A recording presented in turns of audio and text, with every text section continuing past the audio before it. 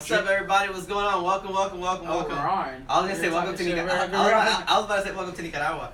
Oh man. How did we get there? I don't know. Welcome to Woke Wednesdays. Thank you so much for tuning in. We do this every single Wednesday, 9 p.m. Eastern Standard Time. Tonight we have a phenomenal panel. We have a really cool, kind of controversial, difficult topic to address, and it is anti-blackness within Latin communities. And the panel has been drinking for about an hour. So we're just kind of see where this takes us. So my name is Herson Sanchez. I'm a second year doctoral student here at FIU, and I am the host. And so can we introduce ourselves, please, por favor? Not it. We'll start with Imani. Hi, my name is Imani, and what else do you want me to say?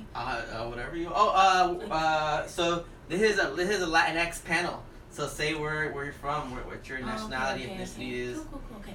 So my name is Imani, and I'm Guyanese and Belizean, and I'm an undergraduate student here at FIU, majoring in sociology. Okay, hi everybody. My name is Jasa. I am also an undergrad student. I am double majoring in theater and accounting, and my dad was born in St. Croix and my mom was born in Puerto Rico, and I identify as Afro-Latina. Oh, you introduced yourself today. I'm sorry. Hi, my name's Andrea. It's been a while since I've been in school. I have a master's in higher education administration. I identify as a Cuban, Dominican, generally Afro-Latina, and black. Or black. Afro-Latina or black. It's my turn? Yeah. Hi, how you doing? Cheers. My name is Eric Onsang. I am Nicaraguan. My family's from La Costa Atlantica, then Nicaragua. That means the Atlantic coast, Nicaragua. Yeah, the Atlantic coast of Nicaragua. We got a different culture. We're colonized by England. We had Chinese coolie labor, Indian coolie labor. We have a large mosquito population. We had African, Jamaican importations for labor. Marcus Garvey, you can find ties on that in academia. It's cool. But what I was gonna say, I'm from North Miami, you feel me? Shout out to my Zoes, shout out to my Chicos, shout out to all my Americans, Yanks, you feel me? All my Islanders, Dreads. Those was G. So, all the communists, Nika. all the communist white people. Yeah. So tonight we're talking about. Clearly, we have a lot of just different folks from different places on the show. My family is also from Nicaragua. So I guess everyone is sharing. So I feel like I had to share. And so so thank you so much for tuning in tonight. Tonight we're talking about anti-blackness in the Latin community. Clearly, everyone here on the panel has said that they have ties to Latin America. They're Latinx, Afro-Latinas. So this is interesting when we talk about anti-blackness because I think it can be experienced in multiple ways. So I was just kind of want to throw the question out there. Anyone tuning in, have y'all experienced any anti-blackness when you speak to Latin folks? And just for the record, I'll be saying Latin and Hispanic throughout the night. Feel free to correct me if you want to, but I'm just Never Latinx. I'm just Never putting that Latinx. there as a disclaimer. I might use Latinx too. I think all these words are interchangeable for me. So have you ever experienced any type of anti-blackness, maybe where you work? Specifically amongst Latin people. And then I just kind of want to see, have y'all experienced this as well? And let me know. Tell me about your experiences. I'm more than happy to kind of talk about it and read it off. So, whoever wants to go. That's a lot of questions. Okay. So can you start simple? Let's pick one question. Make it like less stressful. Sure. What question? What do you suggest? I could start. I'm an asshole, so I can talk about anything. I agree. So, have you ever experienced anti-blackness? Yeah. That's a good question to start. It is. I guess the common thing that I face is usually when I hear people are making racist remarks toward black people. And I'm just like, hey, that's not cool, this, that, and the other. And they're like, oh, no. But that doesn't mean you're not black. I think of you as Dominican, or I think of you as Cuban. I'm just there like, but what you mean? If you didn't know me, I'd still be in that population. So just because I speak Spanish, I get a pass? Yeah. how does that even work? Or when people are so hesitant to speak to me, especially people that are identified Hispanic or Latino, Latina, Latinx, they're like, oh yeah, no, they'll be so apprehensive to speak to me, and then when I start speaking in Spanish, they're like, oh, pero yo creía que tú eras americana, and I'm like, and they're like, oh, I thought you were American. I'm like, I am. And it's like, no, but you're Latina, and I'm like, okay, and that gives me another pass. So being a Latina gives me a pass on my blackness, because if I was just black, Nothing to do with you. it's like, holy shit, watch out. She's gonna shoot you, she's gonna mug you, and you're like, really, bro? Right. Really? Okay, that's nice. So that, yeah. No, please. Okay, I think for me, I would just say the most recent, like, feeling of, like, anti-blackness in the Latin community would be, like, just not even being acknowledged at all. Like, I mean, it's one thing when people, like, will question me or, like, you know, try to understand, but, like, what I've experienced, like, here specifically is just, like, not even any consideration, like, not even just, like, oh, okay, that's great that you're Puerto Rican. Anyway, let me go talk to The real to Spanish the people. real Spanish people now. You know what I mean? Like, so that's something that I feel a lot. Like, even just, like, being, like, because we go to a predominantly Hispanic institution, so a lot of people are Hispanic, and like you, it's like at first I felt like at home, and then I felt like whoa, alone. Whoa. So it was a quick switch, and like I said, even to this day, like I'll be in like even like in the dressing room when I was doing a play, it's kind of like, you know, everyone else would be talking about these experiences of being Hispanic, that things that I could obviously relate to, words that I obviously understand and say, you know what I mean? But it's just kind of like, oh yeah, but you're the black girl, so just go over there, kind of thing. So here's a question, and I think Which is not bad. I'm black, but Black is beautiful. But you also coming from a country or countries where Spanish isn't also the predominant language. So do you also kind of? I was gonna actually speak on that. I think for me, it's definitely alienating to not know Spanish or not have my parents know Spanish or not have my countries be the prominent language being Spanish. But a lot of people are like, so are you really like a Latina? Like, how do you? And I'm like, I consider myself an Afro-Latina, but like first and foremost, I'm always like I'm black. I'm always like black. But that also started from more so a place of feeling insecure about saying that I was other, because when I met Jasa, like she's the one who kind of forced me to start telling people like, no, say what you are, like, because growing up I would always be like, oh, like I'm Guyanese and Belizean, and back in Orlando there's a lot of Guyanese people, but nobody really knows what Belize is, and when I would explain it, they'll be like, doesn't sound like weird, that doesn't sound like you. Like you look black, so I'm confused about like, maybe are you Jamaican? I can understand Jamaican, but like you don't look Indian, like the other Guyanese people I've met. And you said that place was in Central America? You don't look Mexican, so where are you really from? yeah. So I would get a lot of that, or, you know, just a lot of like just disbelief in what I'm saying I am. And then if I'm like, oh, I consider myself Afro-Latina, or this country's in Central America, oh, do you speak Spanish? No. Does your mom speak Spanish? No. I mean, my grandma speaks fluent Spanish, but like she didn't teach it to her kids because it really wasn't necessary, because Belize is in Belize the first language is English and then Spanish, and it's just kind of like really, like I feel like I shouldn't really claim that, because it's like, well, what ties do you have to it then?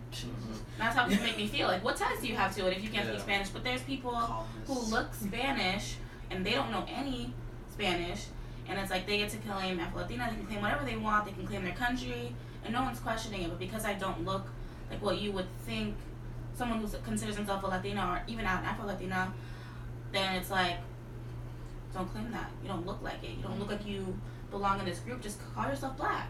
That's what you are. And I'm proud to be black. That's not the problem. It's just I feel like sometimes insecure even being like, oh yeah, me too.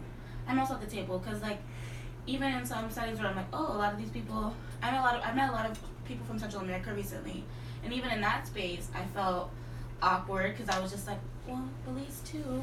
Yeah. I was like, it's like Belize too, but like it was kind of, I still felt othered. I still felt too black in that space. because they all were like not black. Here's a question: have y'all ever felt too black to be Latin, Latinx, Latina, but then not Yes. black enough to be American? Yes. Yes, all the time. All the time. I think people like to remind, in my situation, I think a lot of people like to remind me that, oh, you don't count. I'm like, what? What do you mean? Or one time I was working at a bookstore way back when, and I was helping this lady in the Spanish section and fluent Spanish. I'm like, yeah, so this is the book. And she's like, wow, where did you learn how to speak Spanish? Spanish I'm is really like, good. my parents? And she's like, where did they learn how to speak Spanish? Their countries? Oh, okay. What the hell? What does it even mean? It's like, do you understand? And then it's like when I went into because every time for for Black History Month, I always look at Afro-Latinos all over Latin America, and I'm like, dude, there are more black people in Latin America and the Caribbean than there are in the United States. So likelihood of you encountering somebody who's a descendant of blacks that were not born and raised in the United States is a lot higher, but the ignorance just doesn't translate. Now, so this kind of episode kind of came up because Eric and I were talking about race and racialization in Latin America amongst Latin people, and Eric had like a really interesting kind of concept on blackness and racialization that I was like, oh, that's pretty cool. So I was wondering if you just kind of share a little bit. All right. A little bit. Cool. How y'all doing? Love that y'all sharing. I really appreciate that. That's always powerful. Always takes a lot of courage. That's always, I know it's always desired, not always needed. That's not a burden anyone should take up, regardless of any topic. I appreciate that. So our conversation went as such. I identify myself as someone entrenched in the black and brown struggle. I wouldn't say necessarily Latinx, because I feel like the racialization process in Latin America is very different from that of the USA. And I am from the USA. I do identify ethnically as Nicaraguan, but that's just my way of trying to tell you I'm brown. Super light skin. If you don't see that, I'm yellow. Like that boy 6'9". Oh gosh. So our conversation went as such, where I was like, which conversation? The one about Afro Latinx versus black? No, not that one. We have a lot. We have a lot of conversations. We do have a lot of conversations. About you were kind of getting at a political blackness. Like you can experience a type of blackness. Because you were saying you grew up in North Miami. Oh, that's interesting. So my brownness entrenched in blackness. Yeah. So first of all, when I was in middle school, I got called multiracial. I think that's important to say because I'm like, yeah, I got Chinese in me, I got Indian, I got Native American, I got white, I got black. And they're like, boy, you have no idea what you is. And I'm like, yeah, kind of. But like, I couldn't really identify with those things because my grandparents are mixed, you know? Not even my parents. My parents would be like, they're Nicaraguan. And I always felt like nationalism was a way of guiding yourself to a Europeanness, a whiteness. So I would say that my childhood, I experienced a lot of things, right? And I experienced those things because I am a brown man in America, you know?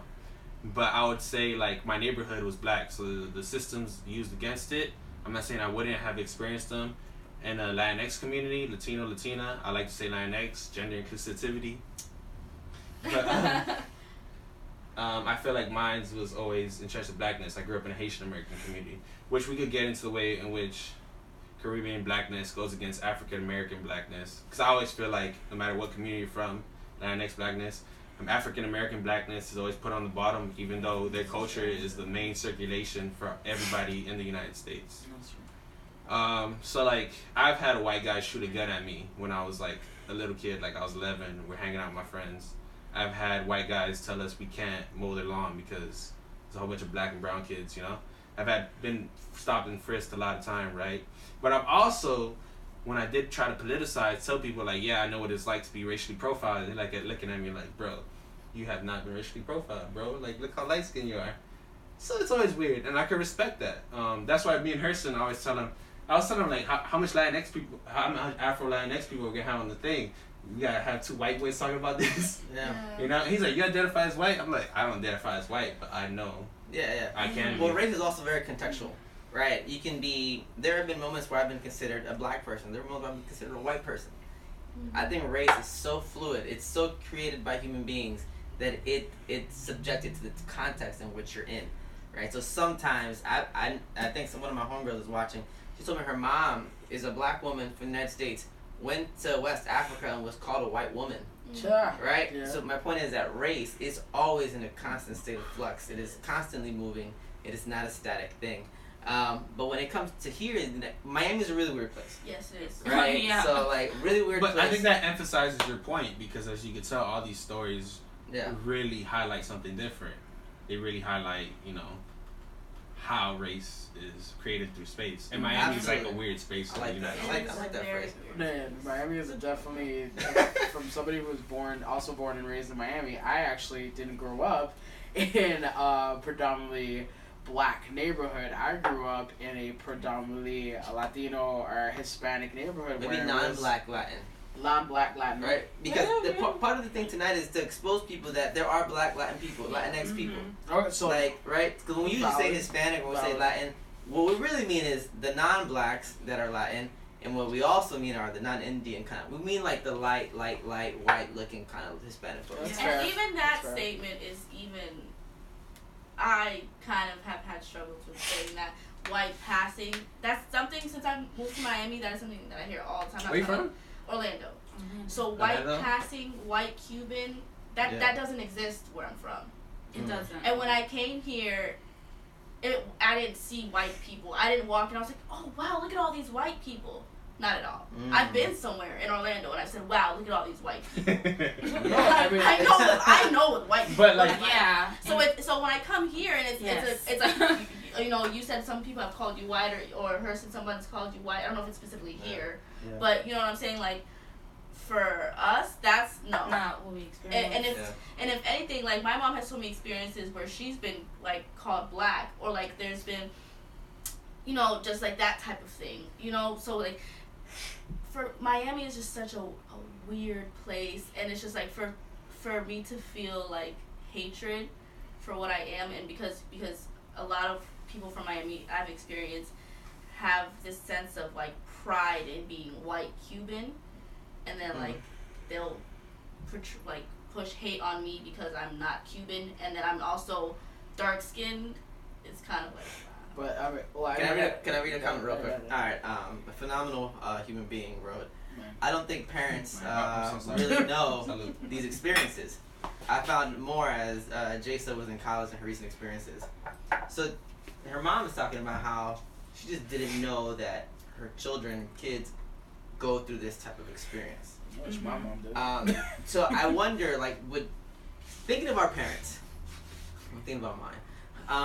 What would they say if y'all were to tell them some of these anti-black experiences you've had within like communities? Have your parents maybe even perpetuated anti-black sentiments?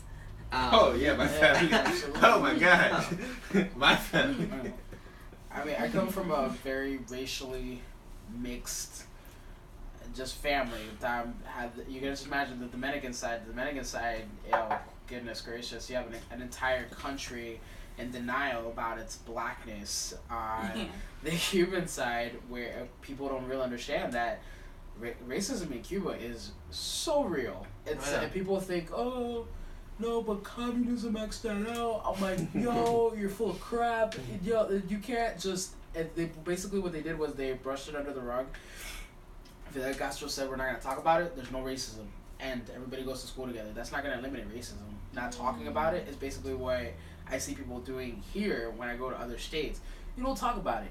And so my father, who's an Afro-Cuban, an extremely proud Afro-Cuban, sat me down. He actually sat me down one day before I graduated high school and was like, people are going to talk to you, are going to tell you something. You're going to experience stuff. He was actually preparing me for the racism because he knew that I grew up in a place where you don't talk about it. My mom, on the other hand, she's like, oh no, like she doesn't understand because she can pass off. She's the acceptable Latina, and where it's like people are like, oh yeah, you're racially mixed, but you're light enough that we're gonna accept you regardless of who you are. And so she doesn't understand the struggle. That she doesn't really truly understand what the struggle of being an Afro Latina is, especially in Miami-Dade County. I don't speak to her about it because she thinks that it's all sunshine and roses. But my dad, who actually went through that struggle. He was a Marielito. He came when he was 17.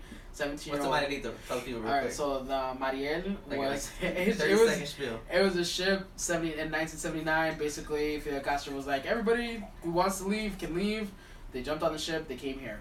If you've seen Scarface, Scarface is based on the Marielitos. Which was a poor example Oh, of what Marielitos are, because everybody's like, oh, they're all criminals or all this. But Fidel Castro did send all the criminals and all the poor black I folks. recently learned. The Marielas, I recently learned an anthropology of race class, like 20 to 25% were like the criminals, maybe even 15%. My statistics are really bad. Just go, like look them up yourself through academic journals. If you're in a university, if not, have your friend email them to you, because that shit's robbery anyways. That's a good point. Yeah. That's a good point. But like 20, but like the majority. I think that's real quick. I think that's one of the best points you've ever made. Eric has made 40 points. I was okay. No, seriously, if you need any academic journals, I think Eric has a beautiful point. Hit me up at Super Wu Wang on saying. I'm gonna hit it If up, you can't spell that, because I know I can't, we're gonna take a picture afterwards and I'll tag everybody so you can follow them. Yeah. So continue, please, with your good point.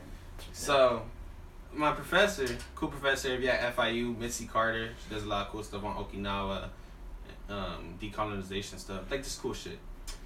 Cool professor, nice lady. So like she's like 15 to 25%, but the majority, like over 50%, were black or Afro Latinx, obviously because I'm from like Cuba, so they're black and Latinx. But maybe that's, so she's like, maybe that has more to do. Like she just said it as a joke, but like as a serious comment, you know, sometimes you're in pain, you just make a joke. Some people cope that way. I don't know if that's what she was doing. That's what I do. So. Now, I do wonder because More than 50% were Afro Latinx, so maybe that's why they were racialized that way. And also, when Scarface came out at that time to racialize Cubans against the white Cubans with capital that came here. And I do feel comfortable saying white Cuban, which we could talk about. Yeah, we can talk about, because I do too. I feel comfortable too. But no, because I think, so I think it's really hard to have a conversation about race, Latin America, and not talk about class. Right? Because in the United States especially, we see how sometimes, I think Eminem is a really interesting example of a poor white person being embraced by black communities in the United States. Sometimes poverty brings not just that, but like gives you like a type of racial minority card, right? We had like white kids that grew up around like Latin folks where I was from, and that's Stevie, he's cool. Like Stevie was a cool kid. The struggle. Yeah, the struggle. So I wonder, like, what y'all think about that. But they still feel better than black people. Well, like literally, so many comedians have made jokes about like, there's not a white person who, even a poor white person who would switch places with me, even though I'm rich. Like I can't remember which comedian said that, but like that's. Go ahead. No, but like to add on to your point, those are the white folks that know their privilege. The ones that wouldn't trade places, they're at a better point because they acknowledge that difference. Because some people are just like, oh, there's no privilege. I'm like, which is gay. So But the thing is, they won't acknowledge it. They'll say, I struggled too as a white person. I was poor too, and then I did this, and then my family did this. Oh my God, and then at the same time, they still know. Talking about Italians or something? No, I'm just talking about poor white folks, like white trash. And Irish. Right? Like white trash. In North Carolina, we have a lot of folks, right? And I'll be honest with you, we shouldn't dismiss their realities either. Yeah. Right? It's hard in to me, America to be poor. it's Yes. no, but I think it is. But we're saying that this is also differently difficult, maybe worse, right?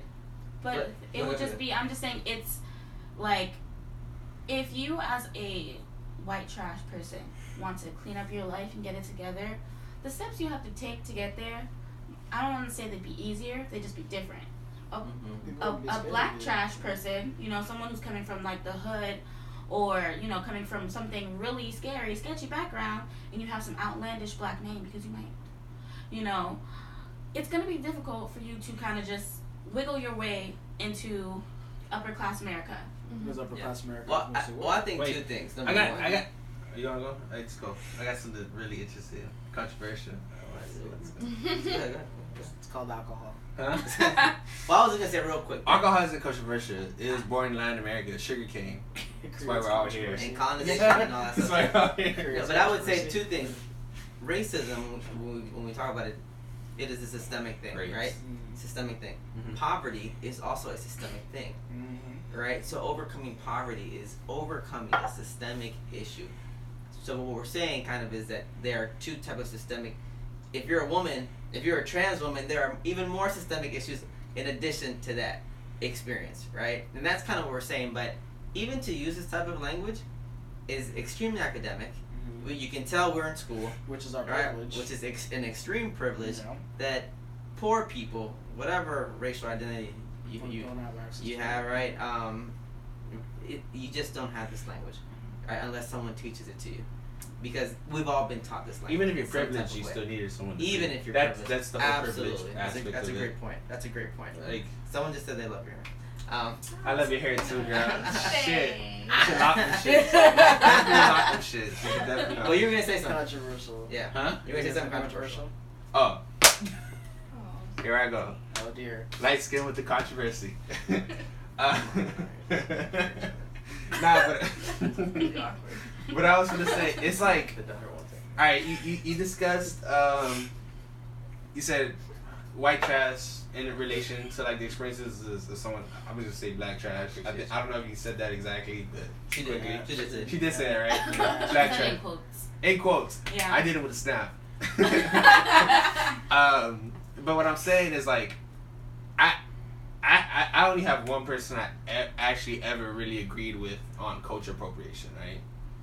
And like he had only one person, my boy Ali Milbury. We're gonna start a podcast soon. Check us out someday. Probably. Oh, please let me know so we can post it on I here. already know, bro. You real, bro. Yeah. But what I was gonna say, so like our idea of culture appropriation is right, like it can happen on two aspects, which emphasizes certain points, right? Where people of color appropriate from poor black and brown communities, right? And they're like, oh, we identify with them. They do identify with them, and they have a right to that.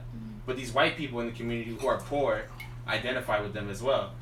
But it's like these black and brown people in these communities aren't just black and brown; they're black and brown and poor, which is a completely different experience between Yeah. black and brown, middle class with professionalities, or black and brown with richness.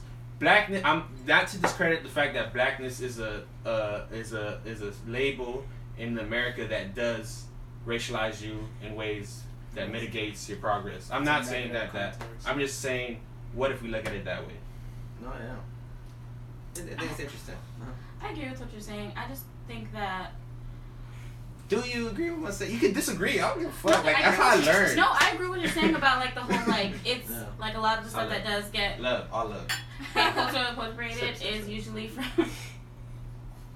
Oh Lord. it's usually Fine, from it's usually from like All right, real quick. Sorry. Yeah, go ahead. We had this person say, Amber, one of my big sisters. She's saying that she didn't really understand your point. So can you kind of make it a little, just kind of break it down a little clearer? I would like you to continue first because I talk too much. Don't Like, get me No, wrong. we just want to yes, understand yeah. what we're kind of like trying to argue for the people too. So my point, right? So my homeboy Ali, right? Me and him. We usually talk. We talk, right? And we both went to UMass Amherst. I just recently transferred this semester. Yeah, what team messed up? Hey, yo, I fucks with you. You real. You real. Okay, go. So the whole time we're like hiding ourselves in like this mask of whiteness, right? This mask of whiteness and academia. You like, and Ali. Ali, my boy Ali. He's black. He's black American. Okay. Um, What do you mean by hiding yourself in a mask of whiteness? You think you're saying academia is a way of hiding yourself? no, my vernacular. You know, I just grew my hair out recently. You know, that's probably why. Because if I cut my hair, it'd probably be like I'm Asian. I usually get Hawaiian. I'm probably Hawaiian to most people. I'm not Hawaiian at all. Samoan. I get Samoan. you do Filipino. Yeah. I see it. When I was like speaking Spanish, I tell people I'm Filipino. I don't also like speaking Spanish. I've never told anyone I'm Filipino. They tell me I'm Filipino. They tell you. Yeah. So we were talking about like different things, right? So we were talking about like being on a campus, right, where you have like a whole bunch of like upper middle class or just middle class people of color who grew up in like the spaces of whiteness. What I mean by that is like they grew up in predominantly white neighborhoods. So like they had the educational resources of A schools. They had like the family lineage of like being interacting with education, like university status. They weren't first generation or educational, and they predominantly represented what being a person of color was. Meanwhile, me and him are hiding. I'm middle class. I have 2 parents household. I grew up in a neighborhood where everybody had 1-parent households. Like my closest friends had 1-parent households, and I always knew I was privileged, like in that sense.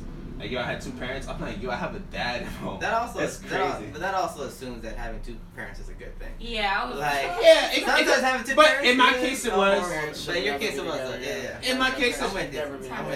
In my case, it was. Yeah. We can talk about what you just said. That's a real thing always. Yeah. But I'm saying economically, you know, Yeah, because the family wasn't created for like emotional burdens. It was created as an economic purpose of reproducing the working class. Capitalism. Marx, Engels, my boy Engels, read Engels.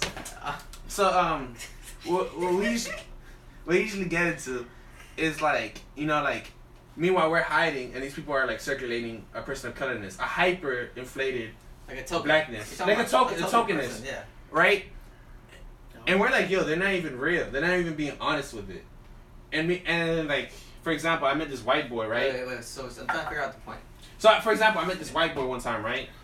He was a cool dude. We watched the Trump election together. When he won, yo, dude was crying. Like, I was too.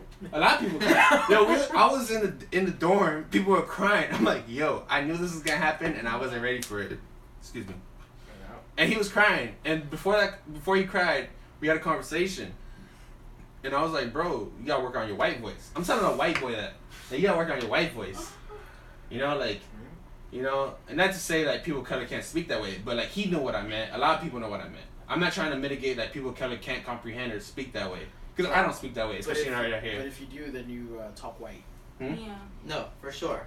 But wait, you're giving. What I'm saying is like he wasn't culture appropriating. When I told him, when the way he was speaking, the way he was acting, his mannerism, his movement. Give me an example of Eminem, like.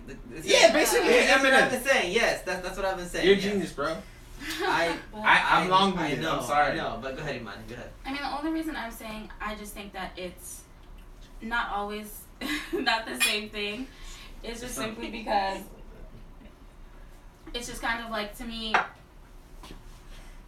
like, classism is definitely true. It's definitely like a thing. It's definitely a struggle. I'm definitely like, I do not like capitalism.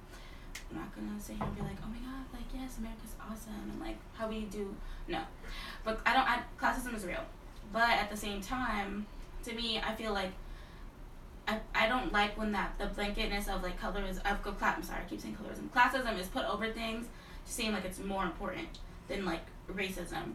Because if we're honest, white people who are poor, white people who are experiencing classism, their struggle to get out of it, and I know it's like, that's unfair to say kind of, because it's like, okay, getting out of being poor is difficult, but getting out of a black community, getting out of that is easier for them. But and I know you're saying like, you're gonna say like, okay, there's like intersectionality and all that stuff, and I definitely. What about black communities that aren't poor? Hold on. That's a thing. But the thing is, though, it's easier to lose an accent than it is to lose your skin color. Yeah. The same thing happened with Irish immigrants, Italian immigrants. They lost And I agree. the accent, and it was easier to And I agree with that. But what I'm saying is like, the now, right? You're right, completely right, right? Because I had a homeboy. He was teaching me. He's Irish. He was teaching me. He grew up like. Gaelic? Huh? Gaelic? Gaelic is a language that. No, he wasn't teaching me Gaelic. He was teaching me like Celtic. Irish history in the United States, right? And he was telling me like, Also. at a very brief moment in Irish history, when they first came from Ireland on their indentured service ships, they would be called the N-word, you know? They'd be called the N-word. And he told me that. He's like, very briefly. And of course, they abandoned black people. So I completely understand what you're saying. Because that happens every day. It's probably going to happen with Latinx folks now. That's why this discussion is so important, right? Like, how do we stand in solidarity with Afro-Latinx, black people, black Latinx people? Go ahead. So I'll be honest with you. I'm a little lost. Yeah. I'm a little lost. I'm just gonna be quiet. Because I think both of you are making extremely valid and important points. Yeah, definitely. Right? And I feel like we're a little bit arguing two different things. Mm-hmm. You're saying that it is a reality that there are poor whites that grow up around poor racialized minorities and end up, they're not intentionally appropriating things. This is just the way they grew up, right? So this is also a reality. But my boy Ali, we came to the conclusion they're still appropriators. But it's organic, it's original. Maybe a racial appropriation, but I think class appropriation also Not at all. exists. Not at all. But hold on. But then you're also saying that, please correct me if I'm wrong, that when it comes to like cultural appropriation and race, it is easier for a poor white person to get ahead of systemic issues than it is for a poor black person. Yes. I'll agree with you. Absolutely. And I think both of your points are extremely important and correct. But you want to say something? Because he brought up the thing of Latinx and Hispanics and Latinos, like because also the conversation of like the Irish were brought up, and it's easy to hide an accent versus skin color. But I don't really think for Latinos or like Latinx people that if they were to like not learn Spanish and they don't have a Miami accent or a Hispanic accent, that they would still be in the same level as white people. Oh no, they would not. No. But I got a question, right? No. So let's put Latinx. Real quick, when we're saying white, we mean Anglo-Saxon, American, white, Euro, white people. That's what we mean. Right? That's what in this conversation. Because Eric, to be clear, I think we can get into so many nuances and go so deep on so many things that it'll obscure the conversation. So for me, for this conversation, I think this is why you're the host. We know. This is why you're the host. Because of me, I'll be so much obscurities. Everybody's be like, "Yo, what the fuck like, is this Chinese motherfucker with curly hair saying?" I've never even known Chinese people with curly hair existed. but I think what you're saying is also important. But I think for the sake of this conversation, we also have to have a particular and similar language. Mm-hmm. So when she says a black person, we know we're most likely implying an American black person, right? Because we also know that African Americans have also marginalized black non-African American identities. Yeah. Wait, can I give a quick history of Miami real quick? No, not yet. No, real quick. Real quick. So there is no real quick to the history of Miami. Really right? To the 80s, cocaine era. Because I do want to. I think your point is extremely important that you're making, right? And I think your point is also extremely valid. But I feel like I've also been dismissing a lot of people. Yeah, I know. There was a really good question at the beginning about anti-blackness in commercialization. I did see that one. Right? How do you guys feel about the commercialization of anti-blackness in the media in these countries? Oh, well, I'm a theater. Quad. So, I think what's happening right now in the media is, I think sometimes we underestimate the power of white people. White people being the definition of what Herson explained 2 minutes ago, right? So I think what's happening right now is white people are allowing a small representation of blackness in the media. I will say that. I will give them that. On the Cheerios commercial, there's biracial couples, You're letting people, I'm going to say letting, I'm just be honest. Yeah. You're letting people like Amara La Negra have a voice. You're letting people, barely. You're allowing certain platforms to develop so that we can have some in there, so that, we can shut up. So there can be an exception to the rule. Right. But that's liberalism. That's why it's so efficient. That's liberalism. And so I will say on a positive note, I will say that is happening in regards to media. I will say that is happening. But I feel like when you actually look at what's really going on, there's definitely a problem with anti-blackness in general, and more specifically to the topic of Woke Wednesdays in Latin American communities. Because Amara just posted a video when she was on, what was the name of the magazine? I think it was called Latino magazine. I don't know. Well, it's basically like a Latin magazine, and like they lighten her skin or something. They didn't lighten her skin. Latina? I think so. I think it was Latina. Yeah. And she was literally It's like a magazine. the only Afro Latina. Like there was like probably one other person. I think it was like Zoe Saldana. Yeah, that they allowed to be on there, and she, yeah. So it's kind of like. So anyway, she was the only the dark skinned Afro Latina to be represented on there, and it's kind of like it is an issue because representation matters. Representation matters. Like even small things, going back to the question or the statement that my mom made. Even little things like showing love that you were different and your skin is different when you're growing up as a little girl, and even and then in regards to the media showing that there are Afro Latinas that exist, and I don't want to say like anti-blackness. I don't want to say something that sounds like anti-black, but I think there's a difference in showing black people, and there's a difference, and then rather than showing Afro Latinos or Latinx, you know what I'm saying? There's a difference. Yeah, well, I'd like to add on to your point, because I think it's a very valid point where you say that the media is allowing, because these are multi-billionaires that control the media worldwide. And I was actually seeing an article. I do consider the Brasileiros, my people from Brazil, as Latinos, because it's a similar struggle in Latin America. They don't speak Spanish, but hey, I still consider them as brethren.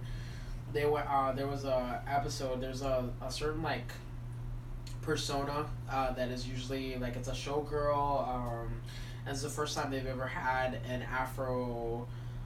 It was basically somebody of African descent, very dark skinned individual represent that person, and so this is somebody who's on the media all the time. This is TVs, commercials, the whole nine. She's a symbol of Brazil, and you have someplace like everybody knows Gisele Bundchen, but nobody knows the black models. I can't even name one because it's not somebody that we see Giselle on our end.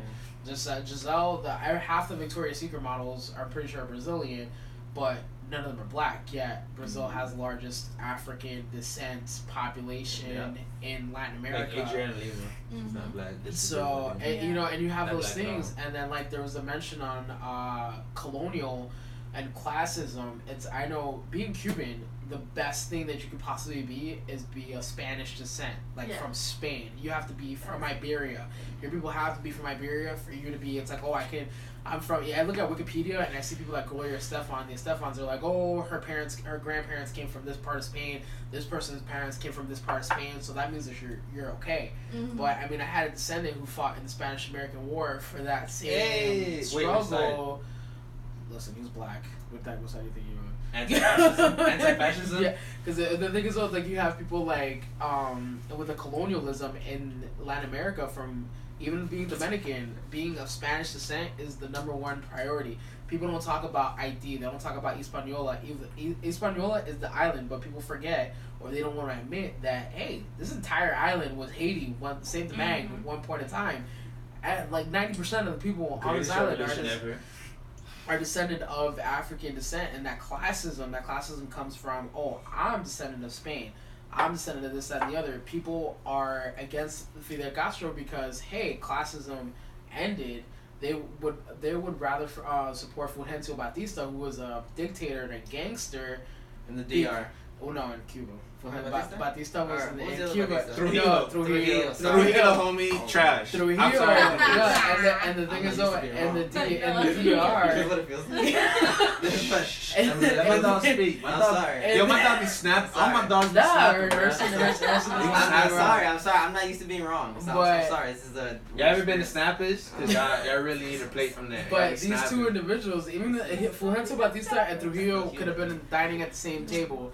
Trujillo had a racial cleanse, had 30,000 Haitians massacred. He used to powder his face to look lighter. So that's, in regards to the classism, speaking of like anti-blackness, I think everywhere blackness and classism are intertwined, because the thing is though, it's a lot nicer to say there are different classes. Mm-hmm. If you say there are different races, then we don't want to be racist. Yeah. But the thing is though, is when you have classism laws, you're targeting a certain population, and that's something that's across the board. In England, they don't talk about race; they talk about class. Mm-hmm. But who do you think belongs in that class? Exactly. So, and then that cycle of education, the privilege in education, it's who gets that education, who's had that education 300 years now. People get pissed about affirmative action. That's a completely different conversation. You can have like 5 parts to that, but it's who benefits from it. And the thing is, though, it's white women.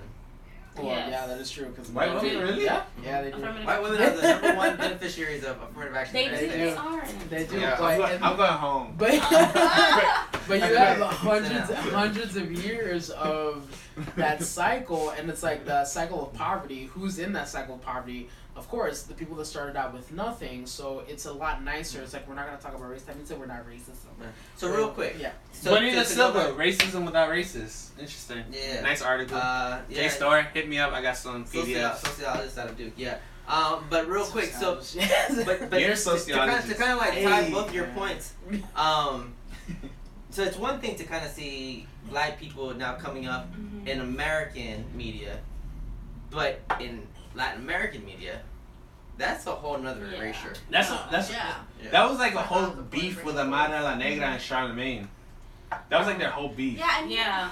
Which is really interesting. Cause like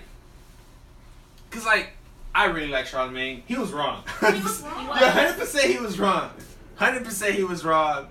100%. 200% he was wrong. Maybe 300%. Check G Herba, 100 Days, 100 Nights. Cool song. Wait, so what happened that he was wrong? I didn't He was just attacking her, right? He's like, yo, but Cardi B. And she's like, yo. But Cardi B She's- is light skinned. But that wasn't even her Same point. thing Her with point was Nicki like, Minaj. but that wasn't even her point. Her point was Beyonce. American media, and she's coming from Latin American media. Yeah. And I think that emphasizes your points more because she didn't even address the light skin, dark skin issue, Yeah, which I think sometimes is useful. Like the Black Panthers didn't mention light skin and dark skin because everybody was black, right? They share the same genealogy, which we kind of talked about before the show. Before the show. Can I just? Oh, I was gonna say. Speaking on that, I was kind of thinking this a little bit when you guys were sharing your points as well. I think colorism is very important to bring up when you talk about anti-blackness in Latin America. Yes. Simply because Caribbean people do it too. There's this thing of non-black people, like non-African American people, that instead of being racist, they're colorist. I experienced it in my own family, even though like some of my family is very dark skinned, some of my family is not. I have a lot of different like races in my family, so it was a lot of different colors. But ultimately, most Caribbean people, most Spanish people are all trying to get closer to not producing black people anymore. Yeah. If we're honest. Oh. And in a lot of Latin American communities, we just were actually having a conversation about this the other day, that instead of being racist, they say a lot of things that are colorist, and then it's kind of like, oh, but we don't mean like our people. Like we just like we don't hate like you guys. We don't hate like we don't hate other people that are from our country, but we don't like these things, or we pass it off as not liking Black Americans, but it's really like we don't like blackness. If we're being honest, we don't like blackness. And even speaking of colorism in the media, it's like I was watching this thing about Afro-Latinos the other day, and I really agree with this man. He was saying like, okay, we're starting to call like everybody an Afro-Latino, like let's like they're like, you know, everybody with like, you know, tan skin and curly hair is like, oh, I'm an Afro-Latina. And it's like now we're starting to just completely cover up again the people who kind of started the Afro-Latina thing, the dark-skinned people. It's like, okay, we're pushing up all these other people like, oh, brown Spanish people. But it's like, okay, well, what about the dark-skinned ones? What about the ones that look black? Like, why are we covering up... that's real. And that's...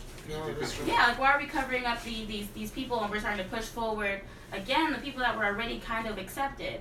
And even speaking about it in Hollywood, there was I think like a Latinas in Hollywood luncheon or banquet or something, and everybody there was You're stereotypic.